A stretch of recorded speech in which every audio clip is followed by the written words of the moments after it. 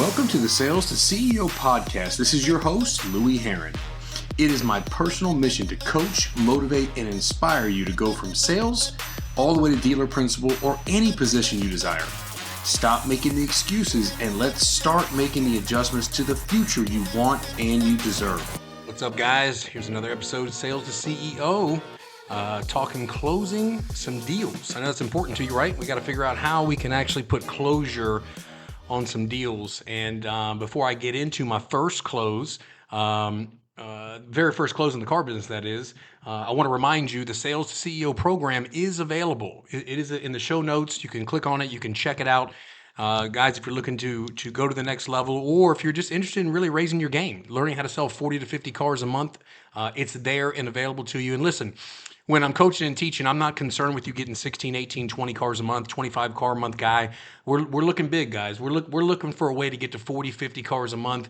That's the way that you really show yourself from a production standpoint, which is in the Sales to CEO program, on how to get to the next level with management. One of the facets is definitely you've got to be the producer, man. You've got to be able to produce at a consistent high level in all the indices. But without that being said, let's get right into this week's episode, talking about closing some transactions. I know that's important to you.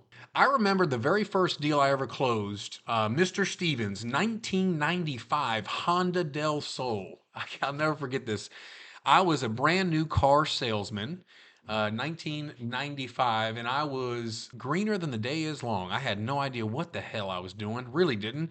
But I had a lot of enthusiasm, I had a lot of zeal, and man, I wanted it so bad. And I remember Mr. Stevens was the coolest cat. He was probably about 60, and I guess maybe midlife. He was buying a Honda Del Sol with the old little tiny Honda sports car. Wasn't really that fast, obviously, but I remember trying to close that deal, and I didn't have the skills. I didn't have the mindset. I didn't have the things developed internally. And Bart Kramer, if you're listening out there in the world today, Bart, thank you so much. Bart Kramer was a phenomenal closer. He helped close the deal. Then he played a nasty trick on me, told me that he would watch the deal. I went to grab some lunch, and when I got back, he told me the customer left and everybody was sideways and the general manager was upset with me. And anyways, it's kind of a shit show, but it was kind of funny, but just teaching me a lesson to always stay with your customer. But closing car deals, closing transactions, look, that's the crux of everything, right? We can do all the steps that precede a close in a deal, right? The meet and greet, the qualification, the understanding of what the customer needs, physically land them on the right product or service that is beneficial to them and their family, walk them through a demonstration presentation, give them the product knowledge, give them the understanding they need of how this has value for them. But then at some point, we've got to do the close. So I want to talk about that this morning, but I want to share with you some things that I think are extremely important with my experience in over 30 years in the auto business and closing a lot of car deals, training a ton of salespeople, sales managers, general managers, doing a lot of consulting. Let's talk about the basics of the close, right? To the basics of the close. Only then can you build the confidence and handle the close with any prospect when you have when you eliminate the fear and discomfort. A lot of people that are starting in sales have a fear and discomfort about closing a deal. They don't like the pressure applied on a consumer. They don't know how to actually convince, persuade, motivate, and get the customer to understand that their wants and desires actually close the deal. It's not so much your word tracks of pressuring, although we do get in those situations on occasion. We'll have customers at times that don't want to move forward because of either past experience or not ready to make a decision or uncertain about the product or service or the price that may be associated with the product or service. But I will lend to you this one fact, that price is truly not the real deal on any transaction. I think price is important, but it's not the main thing. And I think as a salesperson, we sometimes associate with price in the close, and I'm going to get into that in just a second. But here's the deal. The number one thing you can do to close more car deals and increase your transactions, honestly, guys, I'm telling you from personal experience, and I'm telling you from training a lot of people, look, it's practice, drill, rehearse, practice, drill, rehearse, practice, practice, practice. What are you going to practice? The words, the scripts, the word tracks. Remember, listen, closing car deals is all about a mindset, it's about skill sets, and it's about habits. If you're going to be the best closer in the building, If you're going to be known as the master closer, you've got to memorize the words, the scripts, the word tracks it takes. And I promise you, if you can dial it down and narrow it down, you will be a phenomenal closer. I remember one time, this is embarrassing, but I'm going to share it with you. It's the real and the raw. I remember I was at Honda of Fort Myers. This was back in 2002, 2003, and I was a general sales manager at a Honda dealership, and I went out to close a deal for a sales guy. I went out to the customer, literally every single thing the customer said. I was so trained, so well versed. Everything a customer said, I had a rebuttal. In fact, as it was coming out of their mouth, I already knew what I was about to say. And what I say was embarrassing is literally I spent probably 15 minutes with a customer. Shortly thereafter, the customer said, "Man, you sound like a robot." Now this really caught my attention. It really taught me a valuable lesson. I realized at that moment that it was not my personality. It was the scripts and the words that I had memorized, and I had not made those my own. I was regurgitating them almost robotically. And from that moment forward, I went in and dove deep into figuring out, how do I make this my own, right? I've got it memorized. So now I've got to put my personality to it because I was embarrassed. The consumer was literally like, dude, you are like a robot. Like, I say this, you say this. I say this, you say that. And she was right. She was 100% right. And it was embarrassing. We went on to eventually close the car deal. We kind of laughed about it. I then, after the deal, explained to her how much I trained and practiced. And she was like, dude, you need to like really chill out and really just identify your own style, your own personality, because you sounded so scripted. I was embarrassed. But here's my point: practice, drill, rehearse. Once you practice the words, you know the word tracks, you know the scripts, at that point, you've got to make them your own. You've got to tailor them to your own personality. The other thing I'll tell you is product and service you're selling. It all starts, it all starts in your head, right? It all starts in your head, right? You lose confidence, you lose your talent, right? The talent and skills and ability you have to persuade and influence and motivate. If you have no confidence, you're done. You've got to have extreme confidence in the product and service that you're actually offering to the consumer. So think about this for a moment. Would you actually use the product or service that you're selling? It's a very important question. If you're going to sell it, would you use it? Right? There's a lot of guys that are in the financial services business, right? And they're selling products and services regarding life insurance and insurances. Would you actually employ those in your own family for yourself? Right? There are people that are selling cars. Would you actually drive what you're selling? Now, I know there's a lot of circumstances that keep you from getting a new car and all those kind of things, but the point is, the product or service you're selling, are you willing to actually employ the same product and service for yourself? It all starts in your head. You've got to have that confidence in what you're selling and what service you're providing for the consumer. If you don't have the confidence, you're going to lose the talent, the art, the skill of actually conveying that with conviction. So let's get to the first point I want to share with you about closing. Never, ever, ever make the customer wrong, right? Here's words never, in my opinion, to say in the close. Never say no. Never say I disagree. Never say we can't do that. Never say this is not possible. Never say we won't. Again, everything is optimistic. Everything is an approach that we can do, we will do, we'll find a way, we'll figure it out. If you want it, we'll make it happen. You can't close a deal when you're in disagreement. Always keep things positive and make it easier for your customer to say yes. Think about it for a second. You can't close something that you're in an argument with the consumer with, right? So here's some prerequisites for closing the sale. Okay, here's some things you got to know about when you're about ready to close a deal. You've already gone through the product presentation, you've gone through the steps that precede the close. Do you have the decision maker there? That's important, right? Who are all the decision makers in this whole process? Do you have the wherewithal to actually close the deal? Do you have the resources available to you? In other words, you're about to get into a close. Do you have management standing by? Do you have resources that you can show them via whether it's verbal, whether it's PowerPoint, whether it's brochures, pamphlets? Do you have the wherewithal to actually close the product? Here's the other thing. Are you sold on the product? Kind of like I told you earlier. Are you sold, man? Are you really, really 100% sold? This is the best product or service for your consumer. Do you believe in yourself? These are all prerequisites before you actually close the deal. Do you really believe in you? And when I say that, think about this for a minute. A lot of times people are uncomfortable to ask for all the money for a product or service.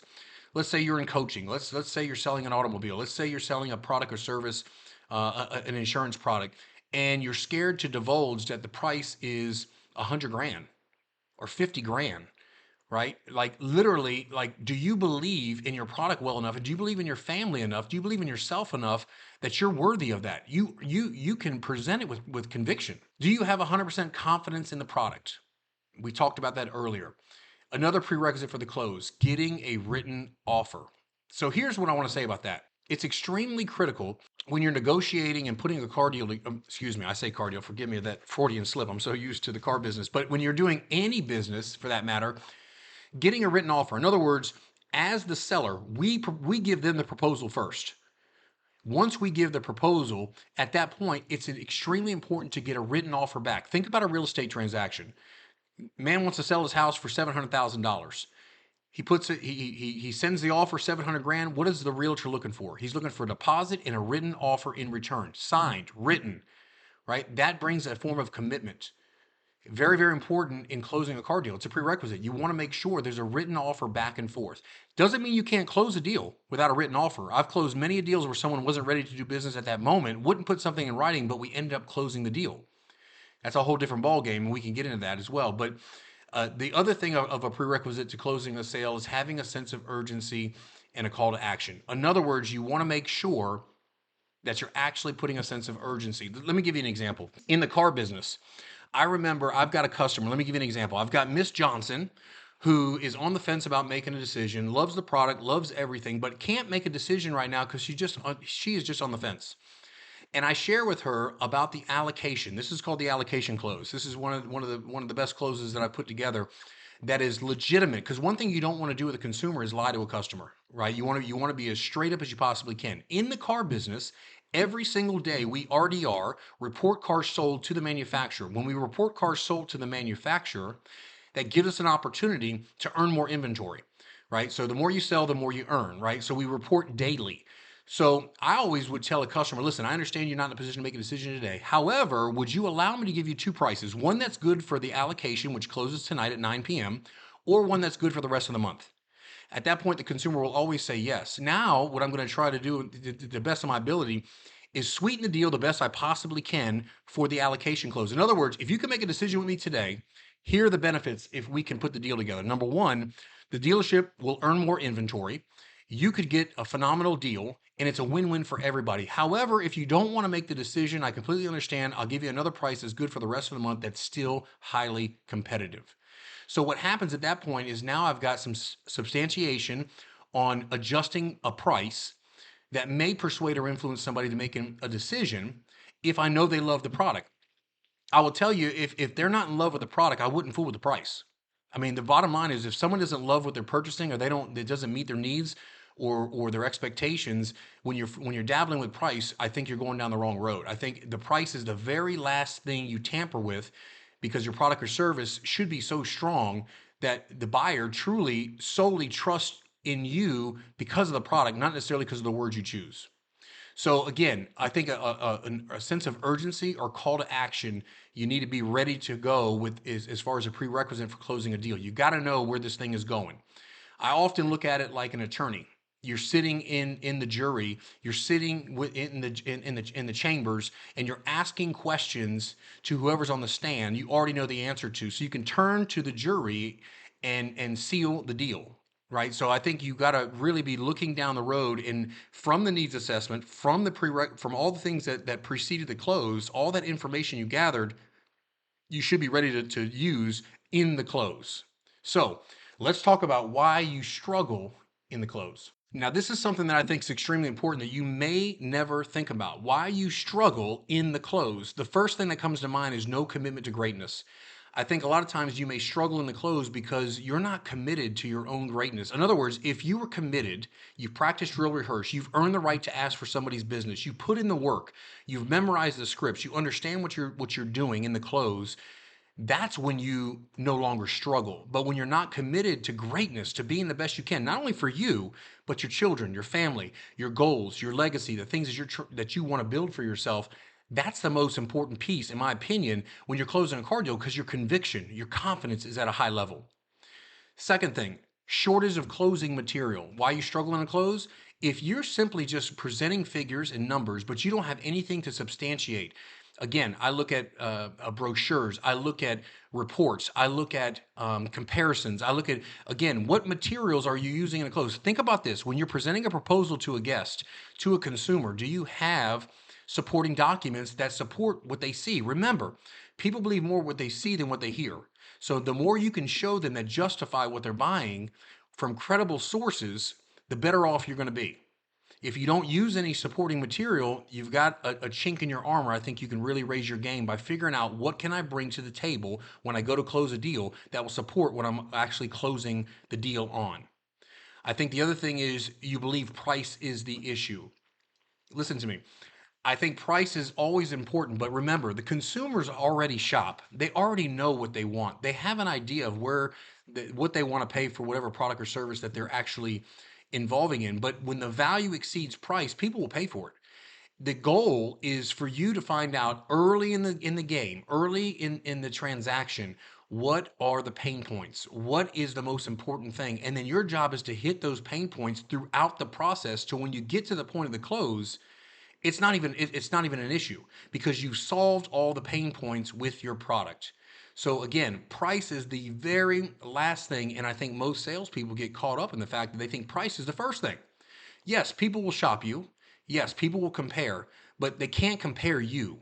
They can't compare your value, what you bring to the table, your professionalism, the things that you've done that preceded the close that allowed them to see who you are and what you brought to the table. The other thing that I think that causes you to struggle in the close is you buy the customer's story. What do I mean by that? I mean simply the customer wants to think about it. They want to discuss it with somebody. All these things are maybe valid. However, remember, they're just a stall. They're just keeping you at bay long enough for them to gather themselves to understand what decision they're about to make. It's your job to figure out the story they're creating is just an excuse. You have the ability to overcome that by understanding, once again, the value. What did they say they came to look for? What did they say they needed in the process? And what's most important? When you can hit those points, again, you can overcome and not struggle in the close. Another thing, struggling in the close, your unwillingness to pressure. Now, before I say pressure, I do not mean demand or listen, this is good for today only and all those kind of tactics. I don't think that works. I think the pressure really comes with the persuasion and the understanding, once again, of the customer's needs that they stated early in the game, the pain points they stated early in the game, and how your product or service actually mitigates and ensures the gap up from what they really wanted to what you have to offer. By you applying some pressure, all that means is we're asking for the business. In other words, if I've done my job and I've done what I'm supposed to do, it is your job as a salesperson to actually ask for the business. You should not feel uncomfortable. You should not feel like you're doing something wrong. That is your job. Your job is to meet and greet, assess the needs, find out the pain points, find the product that works best for them and their family, identify what those are, give them the benefits, the presentation, the demonstration of what all those products will provide for them and their family, how it's going to serve them and help them. And then your job is to ask for the business. Whether they buy or don't buy is not really relevant in this moment. The key is your willingness to ask for the business. Okay. So again, the last thing I think that causes you to struggle in the close is the lack of financial goals. And here's what I mean by that. I think a lot of times we don't consider when you're in a close that you're closing for your family, you're closing for yourself. When that customer leaves, your next move is to find another customer, right? You either need to get in front of a customer, be on the phone with a customer, be get face to face with a customer, or you're unemployed as a salesperson. So the goal is to get in front of another customer. When you have somebody in front of you, I want you to think about something. When you have your financial goals in line, what it is you want for you and your family, and they're so dialed in, that customer is the only focus you have. I mean, think about this for a second. If you're in a transaction with a consumer, and you were told that, look, by the end of the day, if you don't close a deal, that basically you're evicted from your place, your family's on the street, you're on the street, can you close that deal? All of a sudden, you have a high sense of urgency, right? Those financial goals are like, look, I need to close this deal or we're getting evicted. That mindset, we'll go back to mindset, skill sets, and habits. If you have that approach, not to pressure the customer to the point where you push them away. I'm saying have the self-confidence in your own financial goals. I need to make this deal. I'm worth it. I'm worthy. I've studied, I've practiced, I've drilled, I've rehearsed, and I'm worth it. You go for the close. And I think the lack of financial goals is a huge part of why you struggle. These are basic fundamentals that you probably don't think about. These are things that precede ever getting in front of a customer. But I think you need to make sure that you're dialed in on the things that cause you to struggle. The last two things is no training and you're not sold yourself. I think when whether you're new in any business or you've been doing it for 20 years, everybody, myself included, always needs to be training. Always train, train, train. Practice, drill, rehearse, practice, drill, rehearse. Again, you got to be sold on yourself and what it is you're trying to accomplish in your industry. I think that's gravely, gravely important. These are some basic fundamentals in terms of closing a deal, closing a transaction. Again, all the steps that precede a close, those that are listening, that are in leadership, that are in sales, those that own their own business. We are always closing employees. We are closing customers. We are closing ourselves, most importantly, every single day. I believe if you employ some of the things that I've talked about in this particular podcast, I think it'll help you in all those facets, especially even when you break it down to your body being balanced in business. Think about your body. We talk about the health and wellness, decisions you have to make on a daily basis, why you struggle in closing yourself on eating the right foods, getting into the gym, showing up, doing the things you need to do 3-4 days a week, making sure you're getting steps in. All that's just your health, your business, right? You're talking about your spirituality. What work do you need to put in? How do you need to close yourself? What are the prerequisites of closing yourself on making sure you're staying connected to God on a daily basis? Look, these things are invaluable on a daily basis to keep you motivated, inspired, persuading yourself to go to the next level so you can maximize and focus on expansion. Remember, I can't say it enough. It's not about perfection. It's about expansion. It's not about retraction. It's about expansion. If you stay the same every single day, you're not staying the same. You're going backwards. So every day, let's fulfill moving forward. Those that want to close more deals, take this podcast. Do me a favor, share it with some folks that you know that are in the sales industry, that are in leadership, those that even want to get better with themselves personally, because all of this still applies, in my opinion. So again, thank you so much for tuning in. I'll do a second piece, maybe even a third piece. I've got a ton more content just on closing and putting deals together in any industry that you're in. If anyone hasn't told you, look, that they love you, your brother loves you, man. You've got what it takes on a daily basis to get better, to get stronger, to get faster, to get leaner, to get meaner. You've got what it takes, but I promise you, you've got to bring yourself to a point of decision. You've got to decide, right? When you look at the word decide, decision, right? Incision means to cut into, excision means to cut out, and decision means to cut off. Once you cut off all the distraction, all the bullshit, all the other possibilities, and you are laser beam focused, you can go to the next level. You can improve your life with your marriage, your relationships, your children, your finances, your bank account, your business, your leadership, all those things that matter most. Even your spirituality and what you do with God on a daily basis require you to have this expansion mindset. So look, those that have left a review, thank you so very much. If you haven't left a review, please do so. And please do me a favor, subscribe. And guys, also remember, for any content you're looking for leadership, business, sales, specifically sales to CEO, all of that's on louieherron.com. Go to louieherron.com. Again, in the show notes is the whole course, Sales to CEO, and the Master Closing. If you just want to get that portion of it, you want to become a great closer, that's available to you as well. I think financially it makes a lot more sense to get the whole program. But nonetheless, however you want to do it, you can do it. And the Sales to CEO program, you can actually try it, no charge at the very beginning. So check it out, see if you like it. There's no doubt in my mind it will enhance your career, get you to the next level, and it's available to you right now. See you next week on the Sales to CEO podcast. Hey guys, thank you so much for listening to the Sales to CEO podcast. Look, real simple, do me a big favor. Number one, I'm totally grateful you took the time to listen, but share this, like, subscribe. This is how we build our network of growing people in the car industry to the next level. Again, like or share or subscribe right now. Until the next one, great selling and let's go to the next level.